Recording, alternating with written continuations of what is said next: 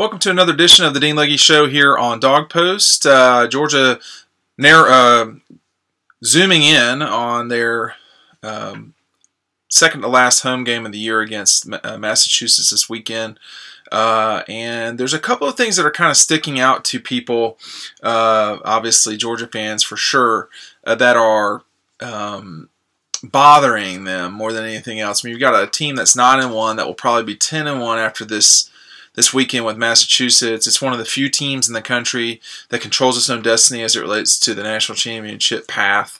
But two things have stuck out. One of them we're going to talk about right now is short yardage football. You know, Kirby talks a lot about the defense and what you do defensively in short yardage situations, but a lot of fans have been curious, you know, to know why Georgia can't get into the end zone at point blank range. So right now what he's going to talk about a little bit is the defensive side of the ball, particularly at midfield and short yardage situation. After that, I'll touch on the offense just for a moment. Short yardage defense, you don't want to be in it. I mean, I don't really want to be in 3rd and 1 and 4th and 1. So, I mean, inevitably it's going to happen. But a lot of times, and I would argue that we learned the hard way, sometimes it's better not to stop them than risk trying to stop them. Because we had, two explosive plays, what we call explosive runs, that got out against LSU that weren't faulty defenses. They were missed tackles. I mean, we hit a guy at 4 yards, and then he ended up getting 35 yards. And when you do that, that's not on the defense. That's on our ability to tackle. And then when you don't have a great defensive call, you say, okay, what can I do better to maybe put our guys in a better situation? So you're constantly looking at both, but you can practice that. You can practice that without killing each other. I mean, you go up there and you run short yardage plays. You hit people. You strike people. It's football. And that's the way we try to get better at it. We try to change it up and not let somebody know what we're going to be in. Sometimes they know what you're going to be in and they still can't stop you. No, I don't believe in selling out on short yardage. I think if you do that, you're gonna give up explosive plays. I'm not a big you sell out on the goal line because there's only 11 yards behind you, but you don't sell out there in the middle of the field. So some of it is it's a lot of different things, but you would imagine that you could get through, bust on through from the 3-yard line or the 2-yard line or 1-yard line, but they have struggled doing that.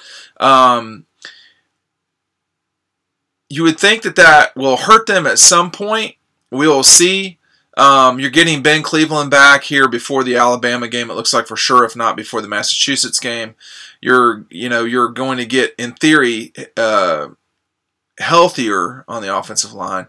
But it still is, concerning that you are not getting the push that you want with an offensive line that is as big as Georgia's is. I mean, you would think that you could get a yard. I mean, a lot of it does come down to interest in scoring the touchdown, and a team that's scoring more than 5 touchdowns a game should be able to punch it in from, certainly from 5 yards in. Against Auburn, they had several chances. Against the Gators, they had 6 chances and couldn't get it in.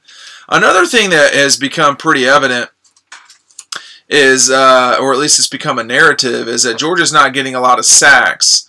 But the thing about it is that there's not been a lot to complain about with the defense. But you're not seeing production at the sack, at the sack, not position, but the mathematical spot that sacks would take in the statistical category. So you want to see more stats. You want to be as good as Georgia is on defense, coupled with the sacks. But as Kirby points out right here, they're just not able to do both right now.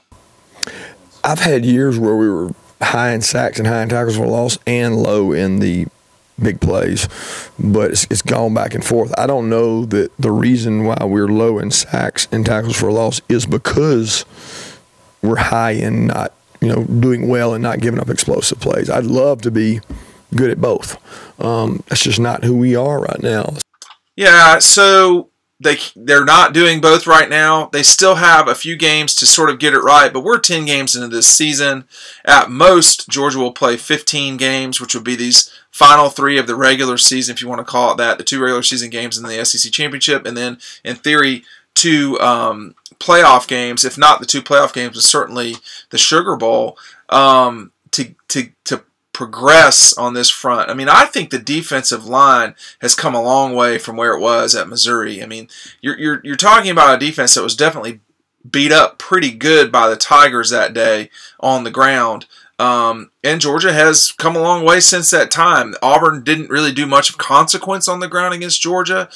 Florida really either. Certainly Kentucky did not. Georgia completely stuffed Kentucky. That will be challenging in 2 weeks against Georgia Tech, and certainly will be challenging against Alabama. But where it looked like there were some issues on the defensive line, Jordan Davis has come in and helped a lot. You're still not getting a ton of rushing the passer or pressuring the passer, but maybe that will come in at these final few games this season. It's not going to come against Georgia Tech. I mean, getting a sack against Georgia Tech would be an anomaly just because of the style of offense. So that's not going to get a lot better there. But this is about getting ready for Georgia Tech and then Alabama. We'll see how the sack game progresses over time. But again, we're at the end of the season. A couple of other recruiting notes. Jaden Hazelwood going down to Miami. We can report. And then also, oh man, there was one other one that I'm forgetting off the top of my head. Well, if that's the case, maybe you should go down there, click on the link to the recruiting report, which I've got at the bottom here. It's something we update pretty much every day this time of year at Dog Post. Thanks for joining me. Again, my name is Dean Legge from Dog Post.